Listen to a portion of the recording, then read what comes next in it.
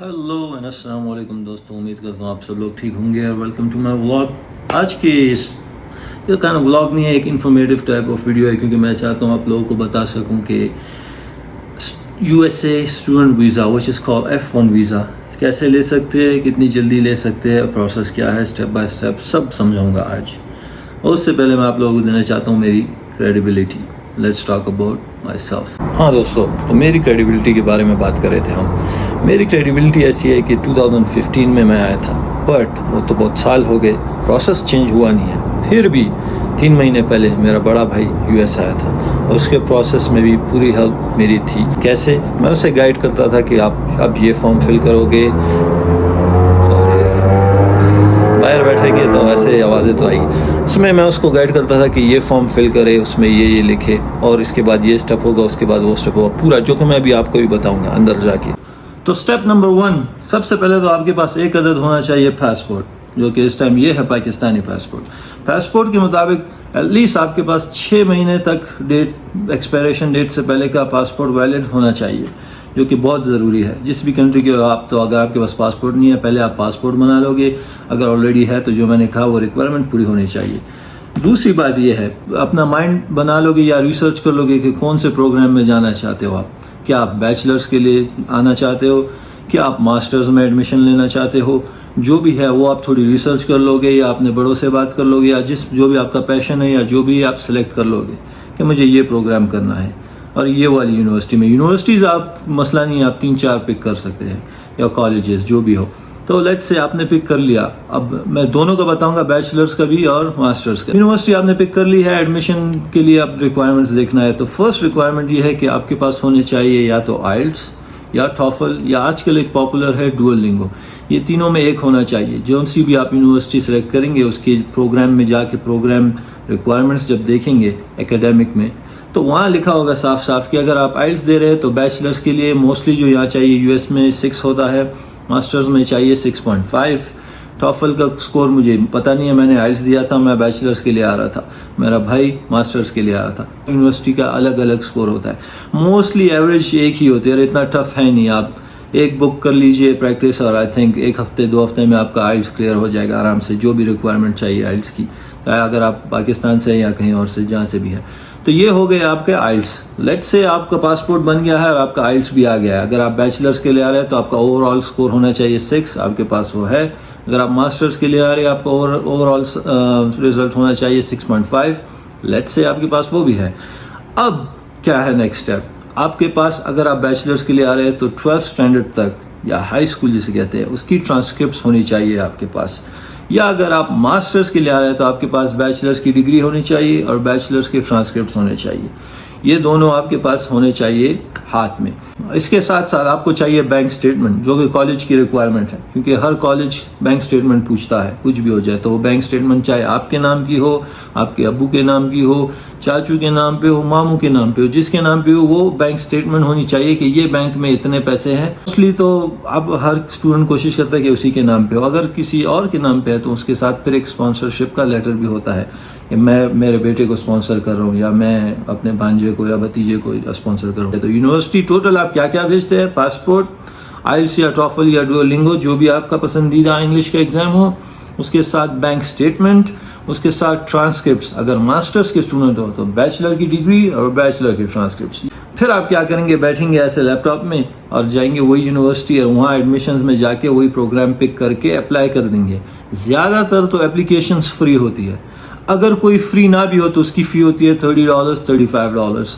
आप वहाँ ईमेल करके वो वेव करा सकते हैं यूनिवर्सिटी से। बहुत मेरे दोस्तों ने किया हुआ है। मैं जिस कॉलेज में था वहाँ फ्री थी तो इसलिए मुझे वो ज़रूरत नहीं पड़ी, but I know for a fact कि मेरे दोस्तों ने फ्री कर लिए अपने लिए, वो वेव कर लिए वो फ़ी।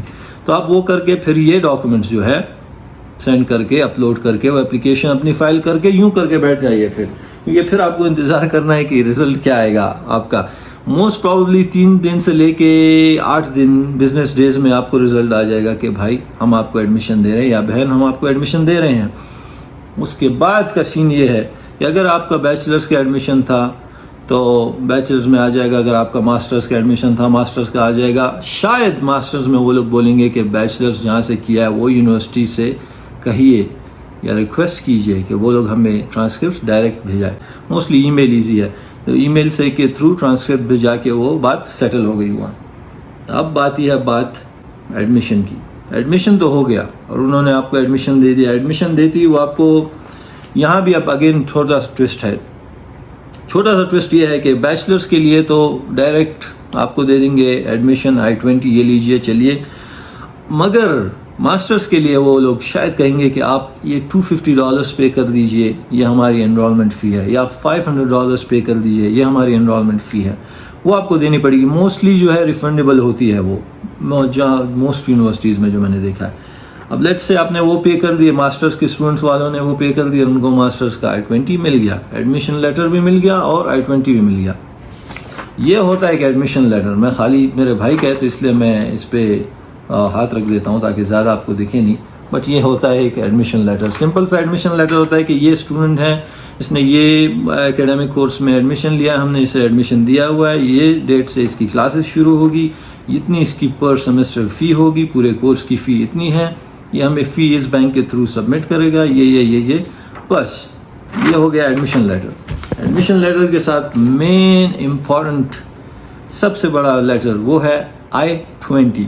ये I-20 जो है, इसके बारे में बात यह है कि आपको जब वीज़ा लेने जाओगे आप, जो मैं अभी आगे बताऊंगा, वो भी ये लेटर चाहिए आपको। खैर आपको मैं ये लेटर भी दिखाता हूँ हाथ रख के, ये सर्विस ID ना नज़र आए, बट ये होता है F1 लेटर, अगर आपको दिख रहा है तो ये F1 का I-20 मिल गया आपको। अब आप क्या करेंगे? अब आप ये करेंगे कि आप जाएंगे US की वेबसाइट जो है उस पर अपनी अपॉइंटमेंट लेने के लिए, क्योंकि नाउ यूर ऑल सेट। अब जब आप चल रहे हैं कि अपॉइंटमेंट कैसे ली जाए, तो आप वेबसाइट पे जाएंगे और वहाँ लिखेंगे अपॉइंटमेंट। आपकी जोन सी सिटी है उसके करीब के अगर कॉन्सुलेट है तो उसकी वेबसाइट पे जाएंगे, या अगर दूसरी है तो उसकी वेबसाइट पे। बट यहाँ एक ट्विस्ट है। ट्विस्ट ये है कि आपको चाहिए सर्विस फ़ी की रिसीट।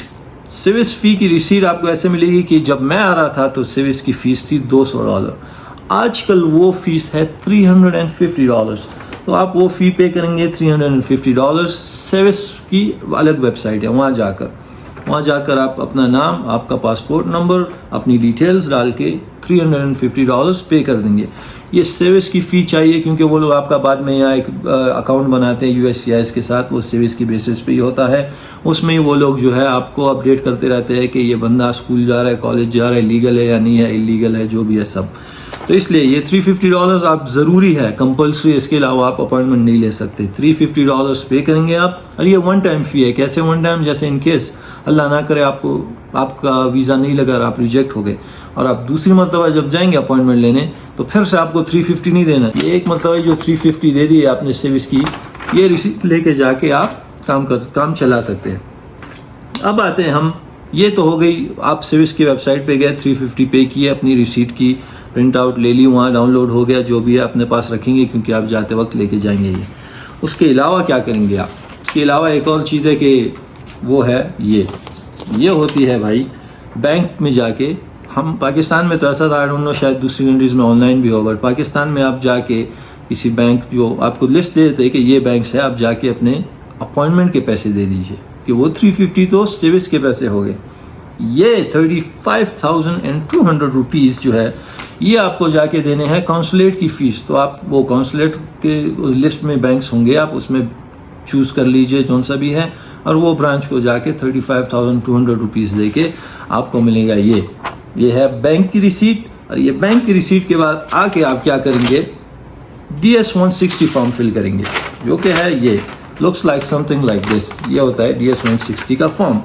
DS-160 फॉर्म में अब क्या है, आप पहले अपनी डिटेल्स लिख देते हैं, फिर आप अपना एड्रेस लिख देते हैं, फिर आप अपने फैमिली मेम्बर्स की डिटेल्स लिख देते हैं, उसके बाद आप लिख देते हैं जी यूनिवर्सिटी की डिटेल्स, एडमिशन, I-20 की डिटेल्स, ये सारी डिटेल्स डाल देते हैं हम। उसके बाद मारते हैं एंटर, और उसमें बता देंगे कि आप मैंने 350 पे कर दिए हैं, मैंने ये भी पे कर दिए, ये सारी चीज़ें डाल के आप मारेंगे एंटर, और कैलेंडर खुलेगा कि जनाब आप कब आना चाहते हैं। तो आप बोलेंगे मैं ये डेट को आना चाहता हूँ, ये वक्त को आना चाहता हूँ, और बस फिर आप वो पिक करके फिर से आप ऐसे बैठ जाएंगे कि अब मेरी डेट कब आएगी। जब आपकी डेट आएगी तब आप इंटरव्यू क्वेश्चंस की प्रिपरेशंस करें तब तक, और फिर जब आपका दिन आएगा उस दिन आप जाएंगे इंशाल्लाह ये सारे डॉक्यूमेंट्स लेके। 60 फॉर्म जो फिल कर दिया उसके बाद जो आपको प्रिंट आउट आएगा वो सेविस की रिसीट, बैंक में जो पैसे दिए थे कॉन्सुलेट की वो वाली रिसीट, अपने बाकी एडमिशन डॉक्यूमेंट सारे, पासपोर्ट, ऑफ कोर्स आइल्स, ये सब आप एक फ़ाइल में डाल के अपने साथ ले जाएंगे कॉन्सुलेट में। कॉन्सुलेट में जाके जब आपकी बारी आएगी तो वो बंदा आपसे क्वेश्चन आंसर करेगा कि आप क्यों जाना चाहते हैं, कौन सी वीज़े के लिए जाना चाहते हैं, ये सब। और होपफुली ये प्रोसेस आप लोगों के बहुत काम आया होगा और मैं चाहता हूँ कि आप लोग जाइए, अप्लाई कीजिए अगर किसी को भी शौक़ है यूएस आने का, और आइए इंशाल्लाह और यहाँ की लाइफ जो है तो देखिए और एक्सपीरियंस कीजिए, अपनी डिग्री लीजिए, यहाँ जॉब कीजिए और अपनी लाइफ बनाइए। तो ये था आज का पूरा प्रोसेस।